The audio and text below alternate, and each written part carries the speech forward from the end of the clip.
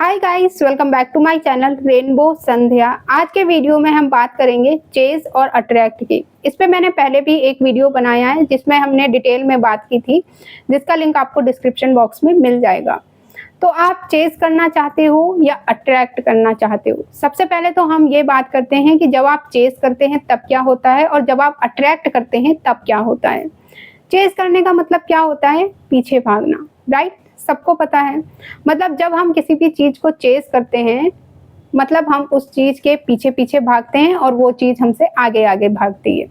और फिर हम ये कहते हैं कि मेरे साथ ऐसा क्यों हो रहा है। जितना हम इस चीज के पीछे पीछे जा रहे हैं उतना ही वो चीज हमसे आगे आगे भाग रही है। So this is the chasing, मतलब हम उस चीज को चेज कर रहे हैं। अब बात करते हैं कि अट्रैक्ट का मतलब क्या होता है। हम शांति से बैठे हैं, उस चीज को लेकर हम अपनी जिंदगी में शांत हैं और वो चीज अपने आप अट्रैक्ट हो गई। हम अगर छोटे मोटे एक्शंस भी लेते हैं तो वो अट्रैक्ट हो गया। मतलब आप अट्रैक्ट करें या चेज करें, दोनों में ही सिर्फ एक चीज कॉमन है, आपकी एनर्जी। दोनों में ही आपकी एनर्जी लगने वाली है। जब आप दुखी होकर, परेशान होकर और डेस्परेट होकर किसी भी चीज़ के पीछे भागते हैं, किसी भी चीज़ को चेज़ करना चाहते हैं, तब भी आपकी एनर्जी ही लगेगी। और अगर आप शांति से बैठ के छोटे-छोटे एक्शंस करते हुए किसी भी चीज़ को अट्रैक्ट करना चाहते हैं, तब भी आपकी एनर्जी ही लगेगी उसमें। तो चेज़ और अट्रैक्ट, इन दोनों चीज़ों में सबसे कॉमन चीज़ क्या है? आपकी एनर्जी। तो अब आप ये डिसाइड कर लो कि आपको क्या करना है। मैं तो यही सजेस्ट करूँगी कि आप अट्रैक्ट करना डिसाइड करें, बट आपकी मर्ज़ी है, आप देख लो आपको क्या करना है। अगर आप चेज़ करना डिसाइड करते हो, तो फिर वो पीछे आगे-आगे जा रही है, आप पीछे-पीछे भागते रहो। जब वो चीज़ आपके हाथ में आ जाए, आप ग्रैब कर सको, तो पकड़ लेना उस चीज़ को। जब वो चीज़ कोई भी हो सकती है, वो चीज़ पैसा, शादी, जॉब या फिर कोई इंसान, जब वो भागते-भागते थक जाए, जब आप उसके करीब पहुँच जाओ या वो आपके करीब पहुँच जाए, तो पकड़ लेना आप उसे। लेकिन अट्रैक्ट इसके बिल्कुल अपोज़िट है। अट्रैक्ट में ये सब चीज़ें नहीं हैं। अगर आप अट्रैक्ट करना डिसाइड करते हो, तो आपको शांत रहना है, आपको रिलैक्स रहना है, आपको फ़ील करना है कि वो चीज़ आपकी तरफ आ रही है। क्योंकि फीलिंग इज़ द की, और इस फीलिंग के लिए बहुत सारी प्रैक्टिसेस होती हैं। जैसे अगर आपको लिखना पसंद है, तो आप स्क्रिप्टिंग कर सकते हो। मतलब अगर वो चीज़ आपको मिल गई, तो आपको कैसा फ़ील होगा? या फिर आपको लिखना पसंद नहीं है, तो कोई बात नहीं, आप बोल सकते हो। आप अफ़र्म कर सकते हो बार-बार कि वो चीज़ मेरे पास आ गई है, मैं उसे टच कर पा रहा हूँ।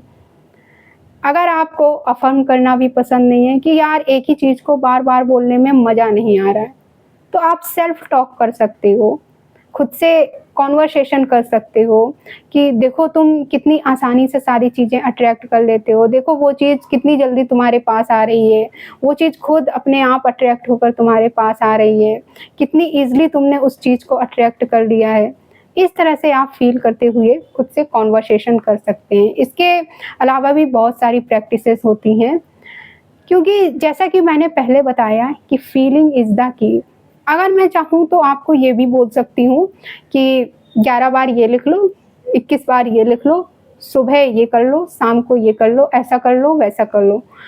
बट मैं ये सब क्यों नहीं बताती हूँ, क्योंकि मैं खुद भी ये सब नहीं करती हूँ और मैं ये सब आपको बता भी नहीं सकती, क्योंकि मुझे खुद को ऐसा लगता है कि यार ये ऐसे थोड़ी होगा, फ़ील करना पड़ेगा उस चीज़ को।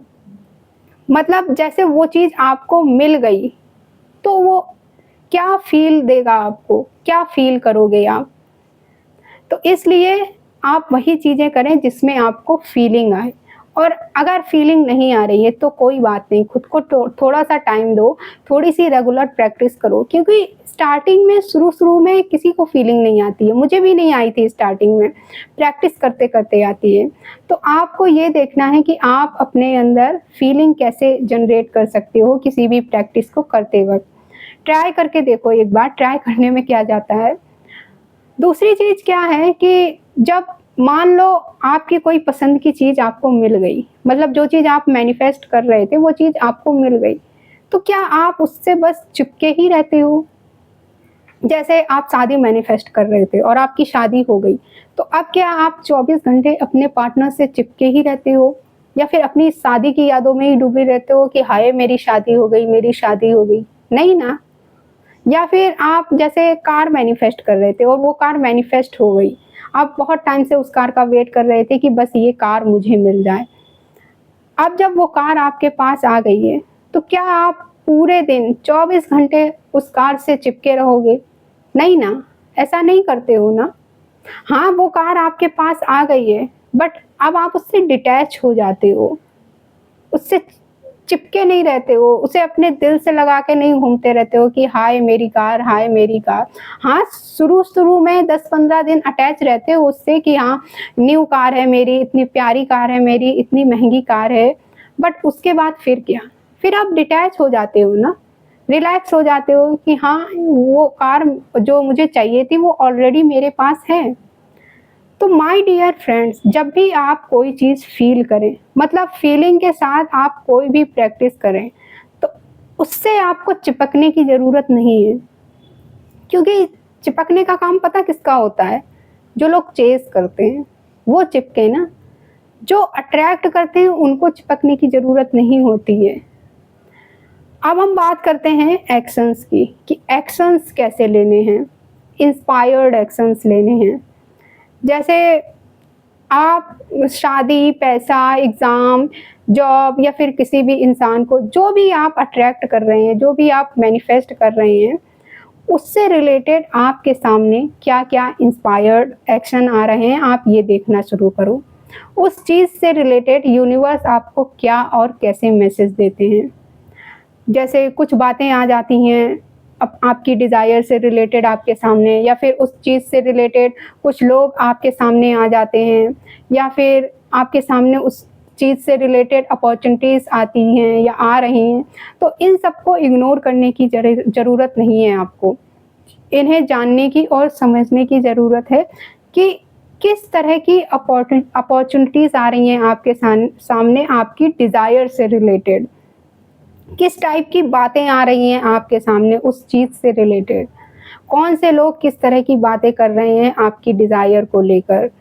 जैसे मान लो आप जॉब मैनिफेस्ट कर रहे हो, तो जॉब को लेकर आपके सामने किस तरह की अपॉर्च्युनिटीज़ आ रही हैं? कैसी डील, कैसे ऑफ़र आ रहे हैं आपके सामने? लोग जॉब को लेकर के, उस कंपनी को लेकर कैसी बातें कर रहे हैं आपके सामने? या फिर किसी ने सडनली आपको इंटरव्यू के लिए बुला लिया। इन सब चीज़ों को नोटिस करना स्टार्ट करो। या फिर मान लो आप एग्ज़ाम मैनिफेस्ट कर रहे हैं, तो एग्ज़ाम से रिलेटेड आपके सामने क्या-क्या चीज़ें आ रही हैं। किसी ने वो एग्ज़ाम पास कर लिया, जिसने वो एग्ज़ाम पास कर लिया, उसने क्या एक्शन लिए थे? वो कैसे उस एग्ज़ाम में पास हो गया? तो एग्ज़ाम से रिलेटेड जो भी चीज़ें आपके सामने आ रही हैं ना, उनको नोटिस करना शुरू करो। जो भी छोटे-छोटे एक्शंस करने के लिए ये चीज़ें आपके सामने आ रही हैं, उन पे एक्शंस लेना शुरू करो आप। क्योंकि छोटी से छोटी चीज़ भी आपके लिए यूनिवर्स का मैसेज हो सकती है। यूनिवर्स आपको किसी भी छोटी से छोटी, बड़ी से बड़ी चीज़ के थ्रू भी गाइड कर सकता है। और यूनिवर्स आपको बार-बार ये रास्ता दिखाता है, क्योंकि वही रास्ता आपकी डिज़ायर तक पहुँचने का होता है। यूनिवर्स आपको बार-बार रास्ता दिखाता है कि अब ये करो, अब वो करो, ठीक है पिछली बार ध्यान नहीं दे पाए थे, पिछली बार अच्छे से नहीं हो पाया था, तो अब कर लो। तो इन रास्तों को यूनिवर्स जो आपको रास्ता दिखा रहे हैं ना, इन रास्तों को आपको बार-बार इग्नोर करने की ज़रूरत नहीं है, क्योंकि ज़िंदगी में रास्ते और मौके बार-बार नहीं मिलते हैं किसी को भी। तो इसलिए आप नोटिस करना स्टार्ट करो कि आपकी डिज़ायर से रिलेटेड आपके सामने क्या-क्या चीज़ें आ रही हैं, और फिर उसके हिसाब से एक्शन लेना शुरू करो। और एक बार फिर से मैं रिपीट करूँगी कि फीलिंग इज़ द की। आप देखो कि आपकी वाइब्रेशन और आपकी फीलिंग कैसी हैं अपनी डिज़ायर को लेकर। आप अपनी डिज़ायर को लेकर कैसा फ़ील करते हो? कुछ नेगेटिव तो फ़ील नहीं करते हो? अपने बिलीफ्स को देखो कि आपकी डिज़ायर को लेकर आपके अंदर क्या बिलीफ्स हैं। आप अपनी डिज़ायर को लेकर किस तरह की बातें करते हो? आप अपनी डिज़ायर से रिलेटेड किस तरह का कंटेंट देखते हो, किस तरह की चीज़ें देखते हो? दोस्तों से, किसी और से, किस तरह की कन्वर्सेशन करते हो आप अपनी डिज़ायर से रिलेटेड?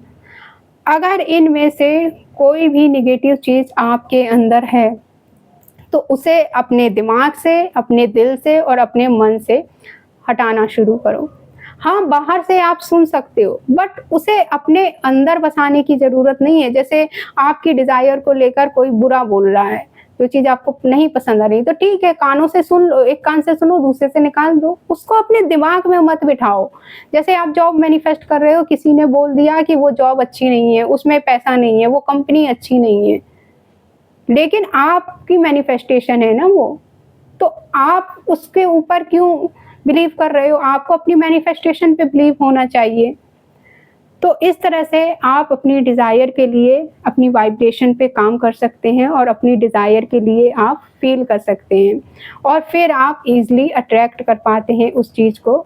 फिर आपकी डिज़ायर जो है वो ईज़िली अट्रैक्ट हो पाती है। तो इसलिए चेज़ करने की ज़रूरत बिल्कुल भी नहीं है, क्योंकि चेज़ करने से मैनिफेस्टेशन होता ही नहीं है। जैसे मेरे पास ना काफ़ी बार ये कमेंट आया है कि दीदी visualisation technique, act as a technique या फिर लॉ ऑफ अट्रैक्शन की कोई भी टेक्निक हम फीलिंग के साथ करते हैं, उसके बाद हमें ये फील करना है ना कि वो चीज़ हमारे पास है, हम उसको जी रहे हैं। या जब आप वो प्रैक्टिस कर रहे हो तब आपने क्या फील किया? वो प्रैक्टिस आपकी किस लिए थी फिर? तब आपने फील नहीं किया। ये तो वही हो गई, बात हो गई ना चिपकने वाली बात। जब आपने प्रैक्टिस को विजुअलाइजेशन हो, स्क्रिप्टिंग हो या कुछ भी हो, उसको फीलिंग के साथ फील कर लिया कि हाँ, ये चीज़ ऑलरेडी मेरे पास है, तो अब आपको उससे चिपकने की क्या ज़रूरत है? 24 घंटे अपनी डिज़ायर के बारे में सोचने की क्या ज़रूरत है? कि जब वो चीज़ ऑलरेडी आपके पास है, तो बस रिलैक्स रहो। सो ये था आज का पूरा वीडियो। मिलते हैं हम फिर नेक्स्ट वीडियो में। Thank you for watching this video. Take care. Bye bye.